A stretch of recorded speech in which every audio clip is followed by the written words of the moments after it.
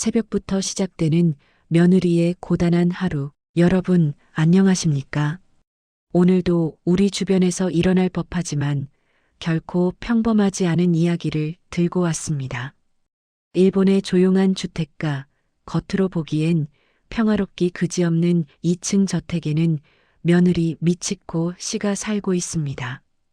그녀의 하루는 남들보다 훨씬 이른 새벽 5시에 시작됩니다. 시어머니 사토코 씨의 까다로운 입맛을 맞추기 위해 매일 아침 7첩 반상을 준비해야 하기 때문이죠. 미치코 씨는 항상 무채색의 수수한 면 옷을 입고 화장기 없는 얼굴로 묵묵히 집안일을 해냅니다. 그녀가 시집올 때 가져온 혼수라고는 낡은 가방 몇 개가 전부였기에 시어머니는 그녀를 가난한 집에서 운 좋게 우리 아들에게 시집온 아이라고 낙인 찍어버렸습니다. 미치코, 국이 왜 이렇게 짜니? 너희 집에서는 소금이 설탕보다 쌌나 보구나. 이런 기본도 안 된 애를 며느리라고 들였으니 내 팔자가 참. 사토코 씨의 독설은 아침 식사 내내 이어집니다. 미치코 씨는 그저 죄송합니다. 어머니, 다시 준비할게요. 라는 말만 되풀이할 뿐입니다. 사실 미치코 씨는 결혼 전 남편 켄지에게 자신의 배경을 보지 않고 사랑해 줄 수 있느냐고 물었고 켄지의 확답을 받은 뒤 평범한 사람으로 살아가기로 약속했던 것이었습니다. 하지만 그 약속이 이런 지옥 같은 시집살이로 돌아올 줄은 꿈에도 몰랐죠. 시누이 에미의 방문과 도를 넘은 모욕. 오후가 되면 시누이 에미가 제 집 드나들듯 찾아옵니다. 에미는 결혼 후에도 친정의 돈을 제멋대로 쓰며 화려하게 생활하는 인물입니다. 그녀는 미치코 씨가 청소기를 돌리고 있으면 일부러 발을 뻗어 방해를 하거나 자신이 사온 명품 쇼핑백을 던져주며 비웃곤 했습니다. 언니, 이거 봐요. 이번에 새로 나온 한정판 가방이에요. 언니는 평생 구경도 못할 가격이죠? 아, 참. 언니네 친정집은 아직도 그 낡은 아파트에 살아요? 우리 집에 들어왔으면 격식 좀 갖춰요. 보는 내가 다 창피하니까. 에미는 미치코 씨의 친정 부모님까지 들먹이며 모욕을 줬습니다. 사실 미치코 씨의 부모님은 일본 재계 서열 5위 안에 드는 H그룹의 총수 부부입니다. 지금 미치코 씨가 닦고 있는 거실 바닥보다 훨씬 넓은 정원을 가진 저택에 살고 계시죠. 하지만 미치코 씨는 입술을 깨물며 참았습니다. 남편 켄지와의 사랑을 지키기 위해서였고 또 인간의 본성이 어디까지 추악해질 수 있는지 시험해보고 싶은 마음도 아주 조금은 있었습니다. 시아버지의 사업 부도와 가문의 몰락. 그러던 어느 날 집안의 기둥인 시아버지 사토 씨가 사색이 되어 귀가했습니다. 그가 운영하던 자동차 부품 공장에 청천벽력 같은 소식이 전해진 것입니다. 주 거래처였던 대기업에서 갑작스럽게 계약 해지를 통보했고 설상가상으로 원자재 대금 결제일이 다가와 부도 위기에 처하게 된 것이죠. 집안 분위기는 순식간에 장례식장처럼 변했습니다. 사토코 씨는 자신의 명품 보석들을 챙기기에 바빴고 에미는 당장 이번 달 카드값을 걱정하며 울부짖었습니다. 그들은 이 모든 불행이 미치코 씨 때문이라고 화살을 돌리기 시작했습니다. 이게 다 전연이 들어오고 나서 재수가 없어서 그래. 복이라고는 눈곱만큼도 없는 년 같으니라고. 당장 내 짐 싸서 나가. 우리 집 망하는 꼴 보기 싫으면 당장 사라지란 말이야. 사토코 씨는 미치코 씨의 머리채를 잡을 듯이 달려들었습니다. 평소 방관하던 남편 켄지조차 부모님의 기세에 눌려 미치코 씨를 외면했습니다.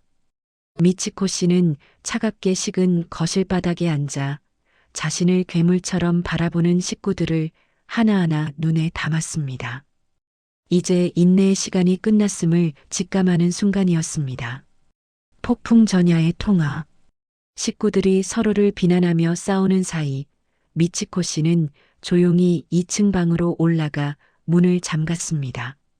그녀는 화장대 깊숙한 곳에 숨겨두었던 낡은 상자를 꺼냈습니다.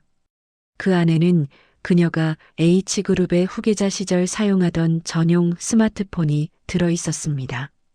전원을 켜자 수천 개의 부재중 전화와 메시지가 쏟아졌습니다.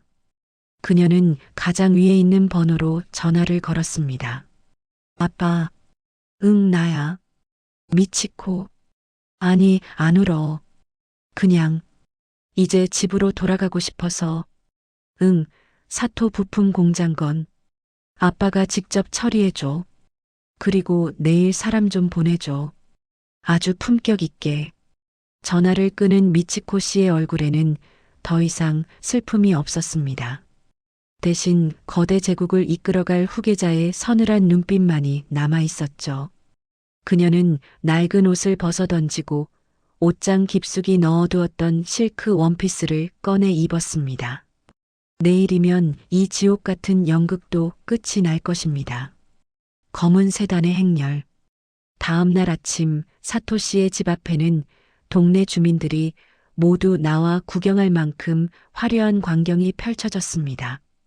검은색 최고급 세단 5대가 일렬로 들어섰고 정장을 갖춰 입은 경호원들이 차에서 내려 문을 열었습니다. 사토코 씨와 에미는 빚쟁이들이 들이닥친 줄 알고 문을 걸어 잠그고 벌벌 떨고 있었습니다. 하지만 밖에서 들려오는 목소리는 전혀 뜻밖이었습니다. H그룹 비서실장입니다. 아가씨를 모시러 왔습니다. 문을 열어주십시오. 문이 열리고 사토코 씨는 자신의 눈을 의심했습니다. 어제까지만 해도 걸레질을 하던 미치코 씨가 감히 쳐다보기도 힘든 우아한 모습으로 내려오고 있었기 때문입니다. H그룹의 간부들은 미치코 씨 앞에 일제히 고개를 숙였습니다. 16. 얼어붙은 가해자들. 사토코 씨는 다리가 풀려 주저앉았고 에미는 들고 있던 유리컵을 떨어뜨렸습니다. 며느리가 그토록 무시하던 대기업의 주인이라니 이건 드라마에서도 본 적 없는 반전이었습니다. 미치코 씨는 우아하게 소파에 앉아 벌벌 떠는 식구들을 내려다보았습니다. 어머니, 제가 친정이 가난해서 배운 게 없다고 하셨죠? 저희 아버지가 그러시더군요. 진정한 강자는 힘을 숨길 줄 알아야 한다고. 하지만 당신들은 그 힘을 가질 자격도 대우받을 자격도 없는 사람들이네요. 미치코 씨의 말 한마디에 사토 씨의 공장 운명이 결정되었습니다. H그룹은 공장을 인수하되 사토 씨 일가는 단 한 푼의 주식도 가지지 못한 채 거리로 나앉게 될 것이라는 통보가 이어졌습니다. 단호한 이별과 인과응보. 남편 켄지는 뒤늦게 무릎을 꿇으며 용서를 빌었습니다. 사랑해서 그랬다. 부모님을 말리지 못해 미안하다는 구차한 변명을 늘어놓았죠. 하지만 미치코 씨는 단호했습니다. 침묵하는 방관자 또한 가해자와 다름없다는 것을 그녀는 지난 3년간 뼈저리게 느꼈기 때문입니다. 켄지 씨, 당신은 나를 사랑한 게 아니라 내가 해주는 밥과 빨래를 사랑한 거겠죠. 이혼 서류는 법원에서 봐요. 아, 시어머니. 그 명품 가방들 내일 압류 들어갈 테니 오늘 많이 봐두세요. 미치코 씨는 단 한 번의 뒤돌아봄도 없이 고급 세단에 올랐습니다.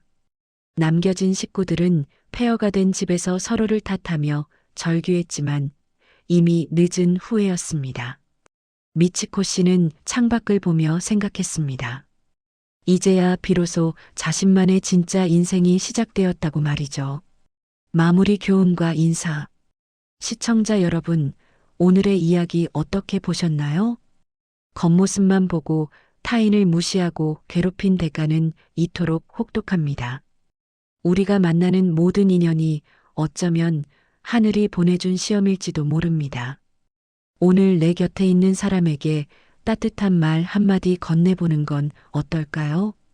여러분의 노후는 미치코 씨처럼 당당하고 우아하길 기원합니다.